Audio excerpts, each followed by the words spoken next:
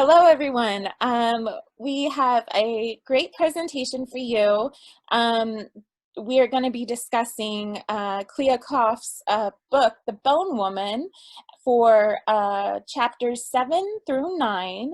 The time period is labeled as part 2 in Kigali, Africa. And those dates that she writes about within these chapters are June 3rd to June 24th, 1996.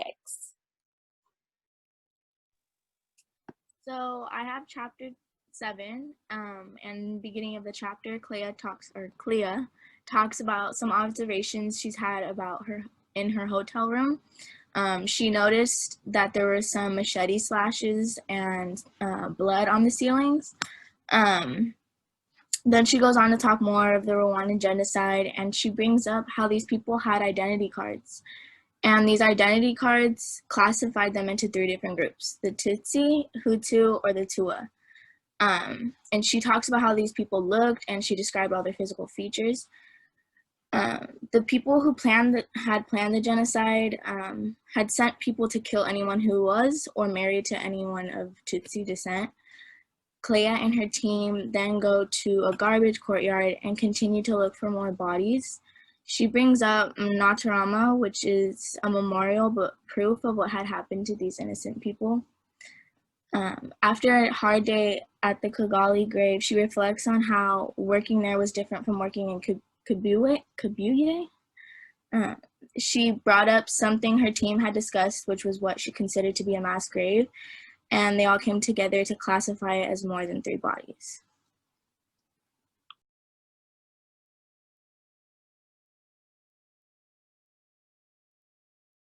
So yeah, to go off of what Viviana said, when we're reading the book, we're able to like relate parts of our reading to what we're learning. So from our learning, we've been able to see how when she's in the dump, she has to sort through what is human remains versus what is garbage, non-human remains, because it is a dump. And then she's also working in a latrine, which is like, from my understanding, kind of like a toilet. So she's basically working in this outdoor toilet, which is full of waste, but is also full of bodies. So she has to be able to sort through what is human and non-human. And then we also see another way that it relates to our learning from our class is when she's at the church in the trauma, and she sees all of the different bodies in different stages of decomposition. So she talks about how she sees some are skeletonized, some are mummified, some were decomposing still. And she describes how it is, I'm quoting her, she said, it was difficult to see where the bodies ended and where the floor began. So on page 88. And then she also describes the instance as unforgettable, and how when she was asked if she would like to take pictures of the church, she remained frozen in place, and she was thinking to herself, how could she ever forget how the room looked? And it all reminds her of her time in Kibuye. And I think that based off of this chapter, we kind of overlook sometimes how much of an impact the job can have on people, because it's really heavy work to be surrounded by death all the time.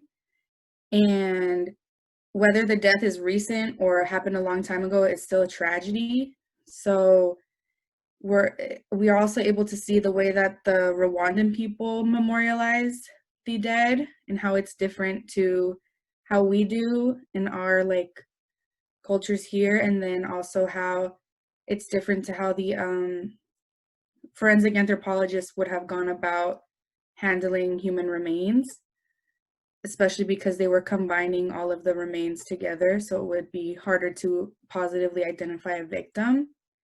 And then we're also able to read about the technology that they use, like for body mapping and for grave mapping.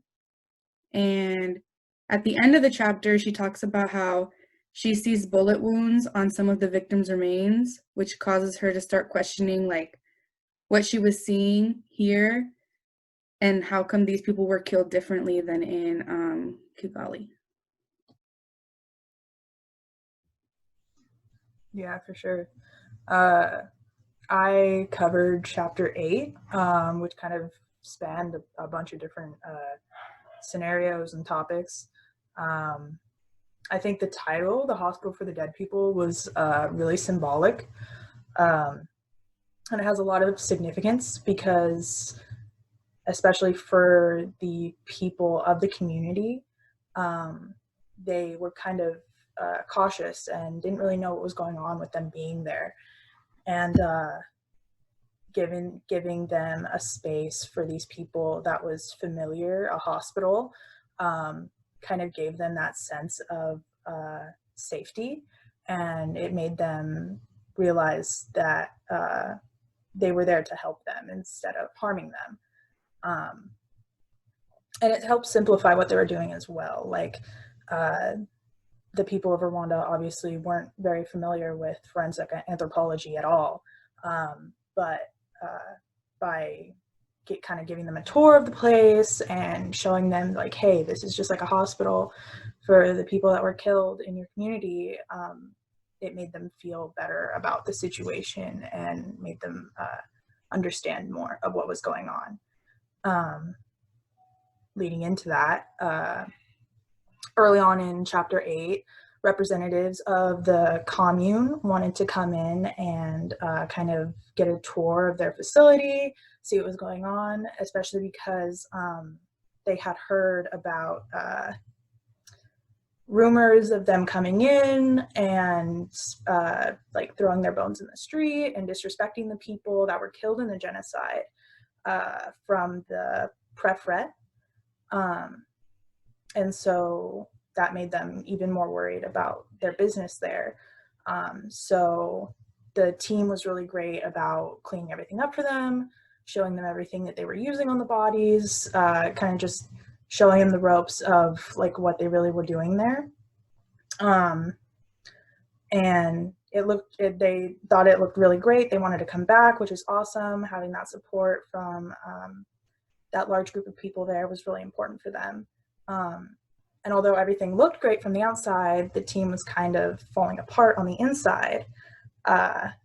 This could have been because of like the conditions that they were working in. It was really hot. They were tired. They had just kind of been thrown in there. But arguments started to happen between different members of the team, and they were just really not getting along, which obviously isn't great in any sort of team environment.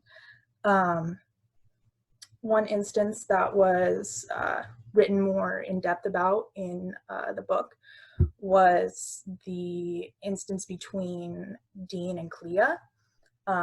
In this, Clea was trying to determine the age of one of the deceased children, and she was working on it. She had determined that the age was between 10 and 13. Sorry, my is going crazy over here. She determined that the age was between 10 and 13. And she was pretty confident about that. Obviously, she had a lot of knowledge, and she had worked on cases before and had been really great in determining ages of the deceased and being pretty accurate about it. But Dean came in and was like, I think it's between the ages of 8 and 14. This was basically just based off of his limited knowledge of the couple of children that he had evaluated from Kigali in that area. And it was also based on postcranial elements, which aren't as accurate in determining age as like odontology and osteology of the skull. So him questioning her like professional opinion was kind of insulting to her, and she'd never really come across a situation where she had been confronted in this kind of way, and it really just kind of threw her off. She mentioned that there had been instances where she had had polite conversations with people where they had disagreements, but never really a full-on argument. So she was just kind of taken aback by this. But other people in the team kind of had her back. She talked to some of the other people, especially like Steve and Jose Pablo, they were like, hey, don't let it bother you. You're doing great. Move on. Which I guess kind of made her feel better, but she was still just kind of shaken by the whole interaction with Dean. As she continued her evaluation of the skeletons, she came across a different story than she did in Kabuye with the church victims. She saw that these people actually had defense wounds on them, so they were able to fight back, whereas in Kabuye, they really had no defensive marks on their arms or anything, which showed that they weren't really given a chance or didn't really try to fight back in any way. She found fractured mandibles, clavicles, ribs, sternums, and this kind of made her question the differences between what she was seeing in Kigali and what happened in Kabuye. And with this, she didn't really know what to do with this information. Carrying on from that, when they did the clothing day in Kigali, she was able to kind of form more personal connections with people, and also with more people from the commune coming in on a second occasion. They started to kind of respect her more than other members on the team, because she there's a tie between her and them from her ethnicity. They called her like a true sister and started calling her by her middle name, which made her feel great about what she was doing, and it gave them that sense of like trust between one another. But it also made her more worried about the work that she was doing, and she felt like she could be held more personally responsible for what was happening there and their job there, which she was already worried about, obviously, because of the arguments that had been going on. But during the clothing day, she was really happy to have preliminary identifications for about 4 people.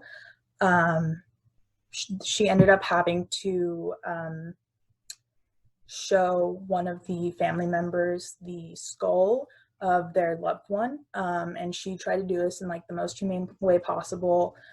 She ended up taking pictures of a bunch of different skulls and showing the family to see, just to make sure that they knew who they were looking for, make sure that it was the right guy. And through showing them pictures instead of showing them the actual skull, she felt that this was less traumatizing and helped them get like a closure with their loved one through a less traumatizing and more like connecting experience. And she was satisfied that she had identified 4 people. However, there was still that feeling that she could have done more, and that there were people that came in and didn't find the clothing of their loved one, and she was kind of disappointed with that, and it was still kind of eating away at her, even though she had helped so many people. I think it's just in her nature that she wanted to be able to do more and help more people.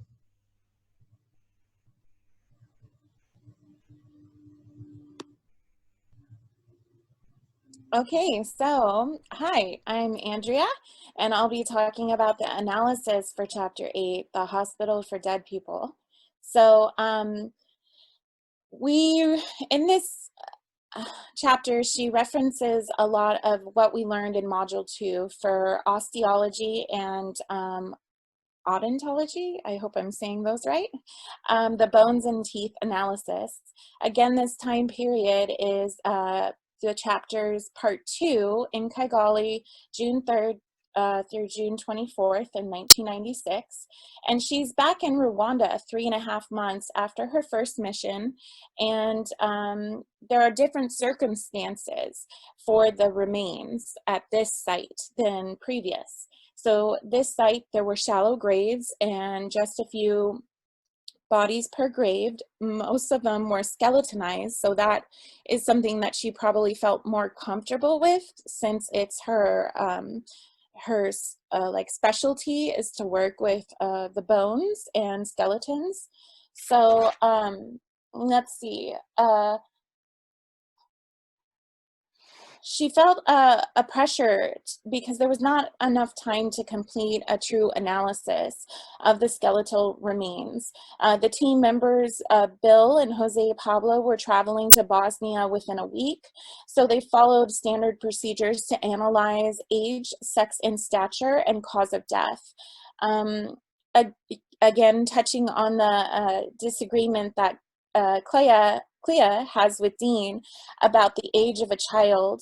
It's a child or pubescent skeleton based on the teeth eruption and postcranial elements, the state of fusion in the long bones, the pelvis, the hands and feet, fingers and toes, the fusion of the phalanges, and Dean kind of just, I don't know, discredits her. He has told her that he thought that the teeth actually, that the children by teeth, just by teeth examination of 2 live children, were younger than what they actually appeared. And so he was going off of this hypothesis from the first mission.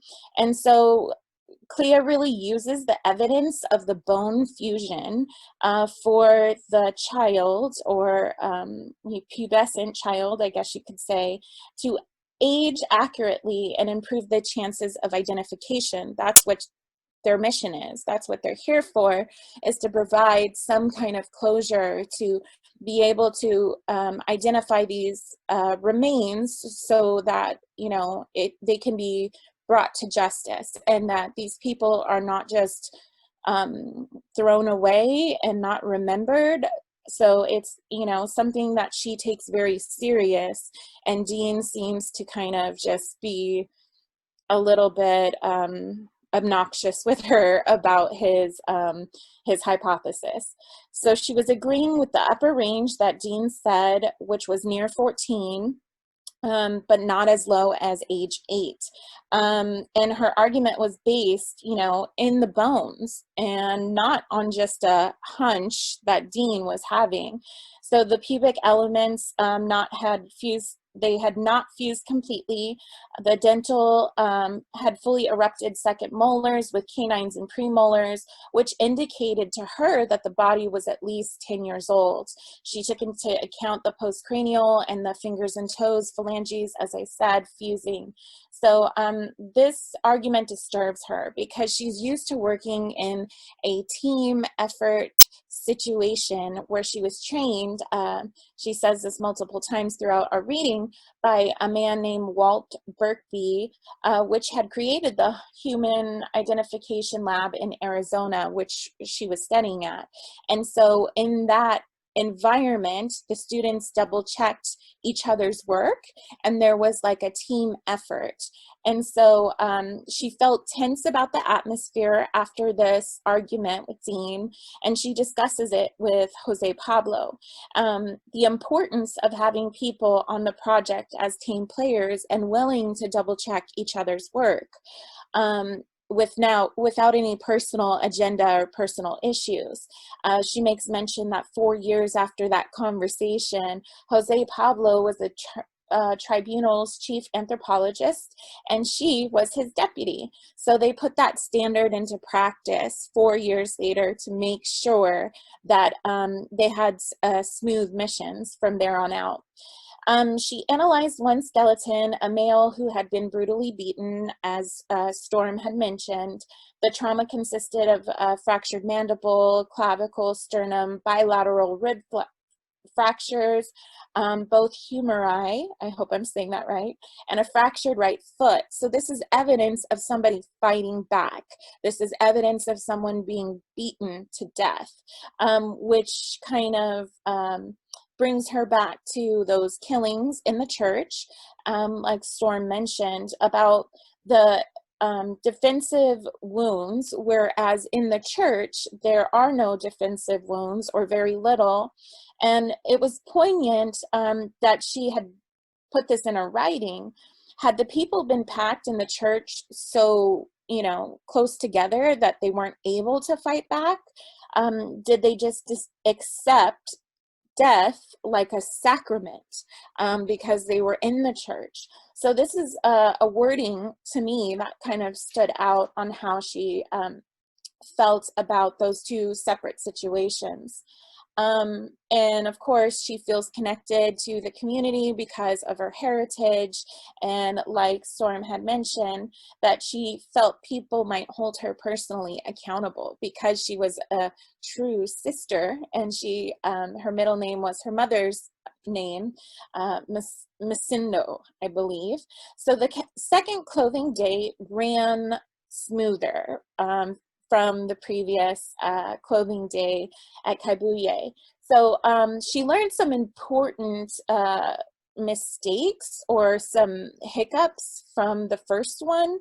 For instance, when it came to identification, rather than show the whole skull, like Storm mentioned, she just took a picture of what would be like a smile. There was an identifying victim that had a chipped tooth. So of the skulls that matched the clothing that the relatives were identifying, they were able to make a viable match of the remains of that person just because of her extra precaution in trying not to traumatize the victims, as she had experienced with the niece of the priest, and exhibiting his skeletonized head along with his clothing. So let's see. There was also a driver's license that was found, and they were able to make a positive match. The victim's death age was 35, and with her estimate of her forensic knowledge and expertise, she had estimated that this victim was between 30 and 40. So she is feeling confident that she is, you know, working with the bones well and doing her job. They made 4 presumptive identifications that afternoon on clothing day by the forensic methods that they have been using, corresponding with the relatives' identifications. And she felt satisfied that they had repatriated those 4 remains to the commune. And there was no ceremony, but Clea achieved a sense of closure. And this was the only mission she wrote about where she had witnessed this transition of the bodies being taken to the authorities.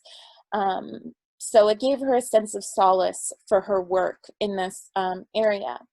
And she was still, at the very end of chapter 8, she was still thinking about the woman who had come looking for her son, and that maybe he had been buried on the hillside. There were rumors that he had been buried.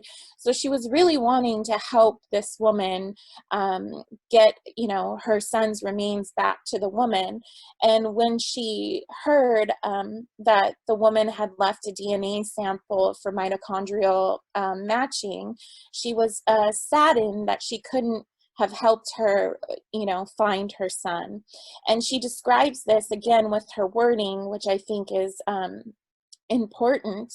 She described her sense of closure that she had just achieved as being changed into a knitted garment that was unraveling. So even though she felt, you know, she had just felt really great about making these 4 positive identifications through, you know, her many years of study and now working in the field, that there is that human aspect of her having humanity enough to know that she wasn't able to bring closure to somebody. So that's my analysis of chapter 8. So we'll move forward with chapter 9.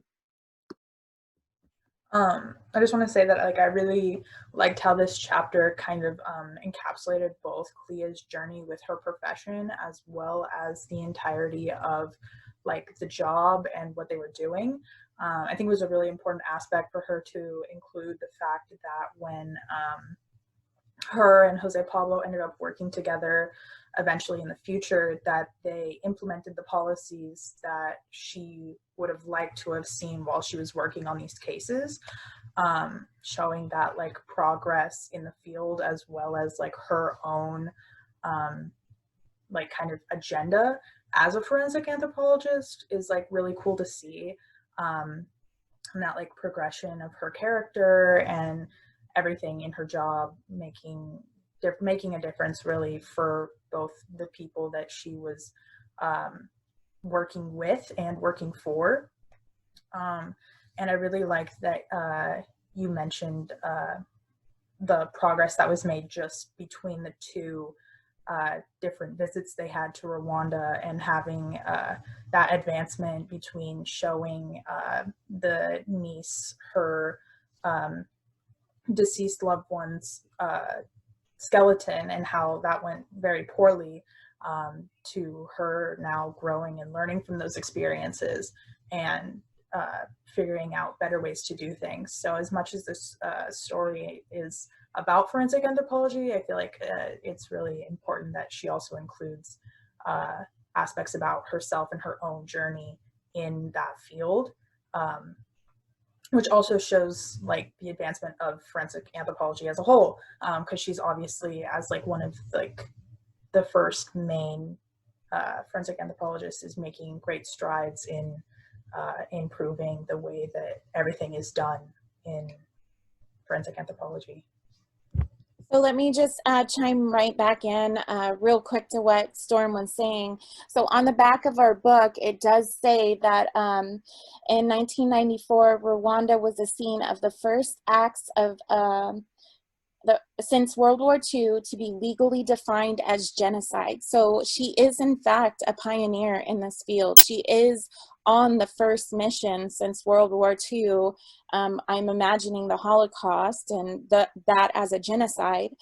So this is, this is something, she's only 23 years old, working in this environment. So she really has a long life ahead of her as far as her career, and she is making history by being able to set those standards. So I agree with you, Storm. It's really important to mention the fact that 4 years later, her and Jose Pablo do implement those changes, because it makes for a better working environment, and also to help identify things and move things quicker and faster and more efficiently. So yeah. Okay, so hi, I'm Marie, and I will be disclosing the summary for Chapter 9, Rwanda Live. So there's a lot to unpack in Chapter 9. We start off the chapter by making it clear that after the Kigali remains were repatriated, the mission was complete with a week left in Rwanda. It was mentioned how survivors that had reached out to explain the stories of how they struggled during the genocide, and one woman came forward to explain how her husband paid 5,000 Rwandan francs to her would-be killers so that they wouldn't throw her alive into the mine. Before her aggressors left, they made sure to take the money, and they cut her Achilles, and her leg was swelling up, and it had been trying to heal itself for the past 2 years. This touches briefly on all the people that were affected and the sacrifices that they had to make. Clea describes how Dean swinging his harness over the mine shaft was the last good team moment. Teamwork was a big part of this chapter as well. Clea described in her journal breakdown in team goodwill. When Bill and Jose Pablo were absent from part of the mission because they had gone to Bosnia, communication quickly deteriorated within the team. Voices were raised, which eventually turned into yelling. People would stop talking altogether, and misinformation would be spread. This is important to the work of anthropologists because they can't work to their own individual paces and plans. If a team system has a breakdown, even if it's just as harmless as a personality clash as it describes, the work cannot progress efficiently if communication and morale levels drop. We learned the importance of team identity and how it makes this job bearable. Support for one another is important, even if that support is unspoken, because at the end of the day, they can't go home because they are a team. It is good support structure for all those involved in lifting the bodies in the graveyard and checking the soil and writing important information down, etc. Clea was at the Kibuye guest house with her other partners, where they were met by the new manager, George, who had made improvements. Then she would stay to have her own space, and from there, her and her team members would be transported to the church where there had been other victims that seemed to have been cut on their Achilles. They presented body bags and took care of other important matters like taking care of the display cases. Clea mentions how she had reminisced when she had first met Humbert, and she had described him as a cross between a well-bred schoolboy and an earnest bureaucrat. Humbert was responsible for one of the last great memories that she had of Rwanda. When she first met him, he had introduced her to new places like the orphanage, which had great impact on her emotionally. At this orphanage, Humbert had been very kind with the children and had given each one of them a balloon. This really helped open up Clea's eyes to realize that helping the people of Rwanda was her main goal. Seeing the children in the orphanage was a sweet moment, and she wants to remember the people of Rwanda alive and living, hence the name of the chapter, Rwanda Live. When Clea left Kigali the next evening, she describes that she felt lighter than she had ever felt after her first mission. There is more to Rwanda than the genocide that represents them, and essentially, she wants to find her own peace and help heal the community as much as she can and ensure that all the people there will have a brighter future. Nice. I'll be taking it from here. I'll be doing the analysis of Chapter 9. So Chapter 9 really demonstrates how teamwork is key in the job of forensic anthropology. Clea says that when 2 out of the 5 people in the team stop communicating, there's much more inefficient work during the day, and the communication morale dropped to dangerous levels. I think this lack of communication affected Clea particularly negatively because it adds already on to the current situation of having to deal with these dead bodies, which has already created a mental toll for her. It is also seen through this chapter how Kabui has affected Clea even in Kigalio. When the motorboat speeded by, she was tense for a moment, and this shows me that her job heavily affects her personal life, and that's hard for her to separate the two. The highlight of this chapter for me was when she explored the city of Kigali. I think this allowed her to cleanse her mind and see a positive light in her job, which is getting to explore the culture and meet the people where she works. This exploration of the city and Rwandan culture helped her heal and recover from her roles in the graves. I think she now sees more positives in her job, and this experience is going to motivate her to continue forensic anthropology tasks in the future. Does anyone have any final thoughts? Cool. Okay, this concludes our presentation for chapters 7 through 9 of The Bone Woman. We hope this was informative for you in some way, and we look forward to hearing your comments and discussion. Thank you.